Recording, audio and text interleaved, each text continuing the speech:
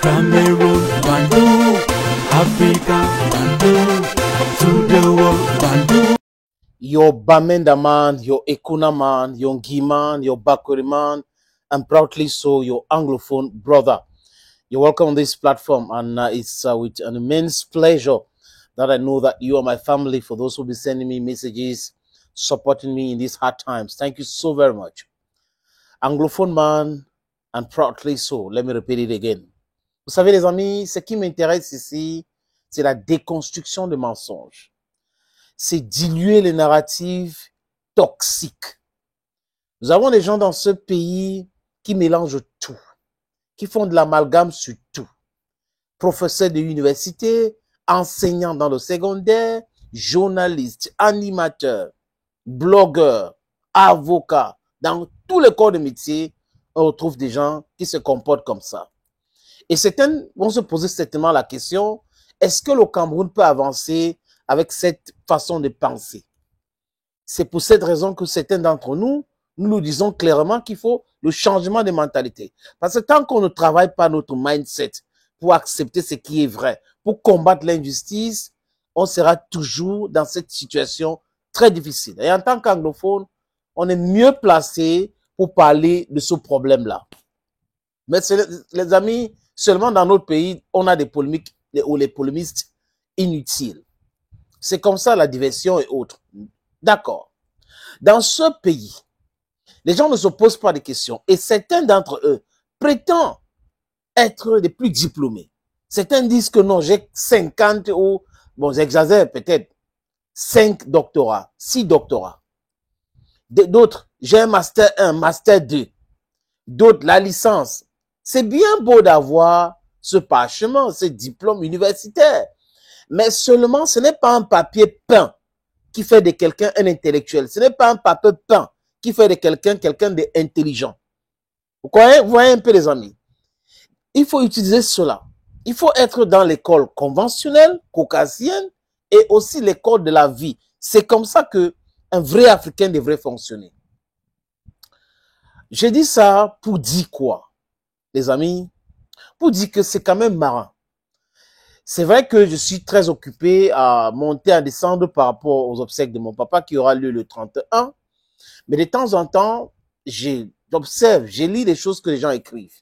Ça peut m'arriver de commenter bien après parce que je suis très occupé et aussi dit clairement que je ne suis pas ici pour chasser les likes. Donc c'est pour cette raison que je suis pas dans les buzz, je suis pas dans l'actualité, l'exclusivité. C'est pas ça qui m'intéresse. Ce qui m'intéresse, c'est ce que je peux inculquer à mes enfants, ce que je peux passer comme message à ceux qui me suivent. Parce que comme je l'ai dit tout à l'heure, pour que l'Afrique change, il faut passer par le changement de mindset, de mentalité.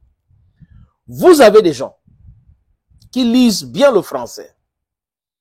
On a fait un communiqué, ou du moins un document, où on a envoyé, il y a eu fuite, ça sortait du cabinet civil, qui disait que c'était proscrit d'avoir des téléphones au boulevard de 20 mai et aussi à la réception au palais de l'unité à Itoudi.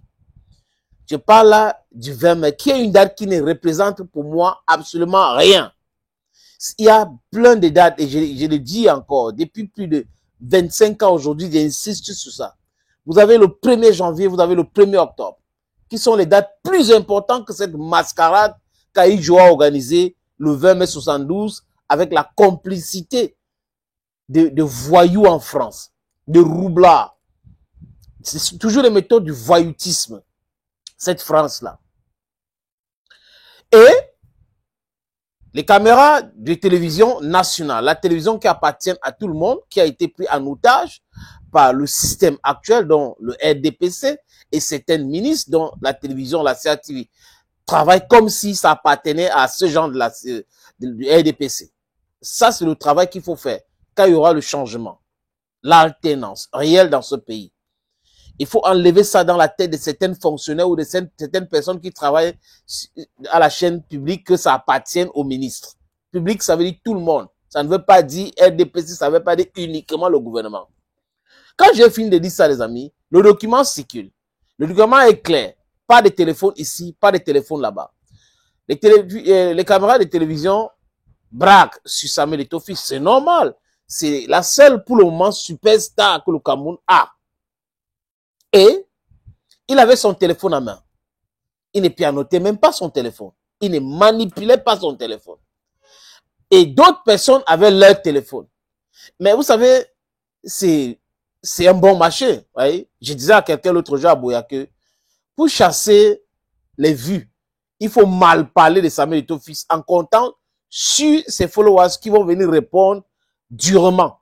Mais vous, quand nous sommes en train de faire la déconstruction de mensonges, les gens qui sont nombreux en train d'insulter Samuel Eto'o sont gênés, et ces mêmes gens-là qui commentent partout vont venir nous dire « Oh, parle pas d'Eto'o, il faut parler de ceci, il faut parler de cela. » Donc, ils nous dictent ce que nous devons dire parce que nous dérangeons leurs amis qui insultent à longueur de journée Samuel Eto'o. C'est la corruption, souvent morale. La corruption est partout dans ce pays. Des gens qui ont mangé toujours l'argent de la FECAFOOT, l'argent de football, ils sont là, ils ont recruté certaines personnes, ils ont acheté des ordinateurs à d'autres, des téléphones, créé des faux comptes pour continuer à distiller de la haine. C'est pas grave, les amis. I have a thick skin, and I repeat that every time. I have a thick skin. I have a sense of direction. I have my own editorial policy on this platform. And in my life, I want to be a serious person. I've been striving for that. And I continue to want to be like that. And every now and then, everything I do is for justice and the truth. Les menteurs d'alerte ont commencé, Eto'o allait avec le téléphone, Eto'o avait le... Mais franchement, quand vous dites des choses comme ça, vous devez vous poser même la question à savoir, est-ce qu'il n'y avait pas la sécurité au niveau du boulevard de 20 mai? Parce que s'il y avait la sécurité ne devait pas permettre à ce que Eto'o traverse avec son téléphone. Mais si le mec traverse avec son téléphone et que les autres avaient leur téléphone, ça veut donc dire que le document a été annulé ou qu'on les a envoyé encore le message que non, calmous, venez avec votre téléphone. Parce qu'on est en train de... Ça sera comme si le président a, donc il ne faut pas vraiment venir avec le téléphone. Ce n'est pas tout le monde qu'on a invité. Les gens qui ont reçu ces invitations-là ont certainement eu de l'information par rapport à cela. Donc, les gens qui sont à l'extérieur, nous autres là, quand on commence à commenter, on commente sans toutefois se poser de bonnes questions. Et j'ai fait un podcast dans ce sens-là le lendemain pour essayer de dire ça. Mais c'est marrant. Quand vous voyez, c'est les mêmes gens. Des mêmes gens qui sont des experts en Eto'o bashing. Des mêmes gens qui sont des politistes, des marketistes, des communicants, des grands savants, mais qui n'ont jamais rien produit. Absolument rien. C'est des meilleurs, ils sont ceci, ils sont cela. Quand ils commencent à parler, you blow hot air every day. You should be ashamed of yourself. Eto'o donc a décidé de clore et mettre un fin à cette polémique inutile. Il y avait des photos. Et on a vu des gens en train d'appeler, puis annoter leur téléphone. Alors que lui, il avait juste son téléphone en main. Les gars ont honte. Et on va s'attaquer à ça. Et bientôt, on va venir ici. Changer de boulot. Vous prenez les 500 € pour faire du sale boulot. Thank you, friends. Cameroon, Bandung, Africa, Bandung, to the world, Bandung.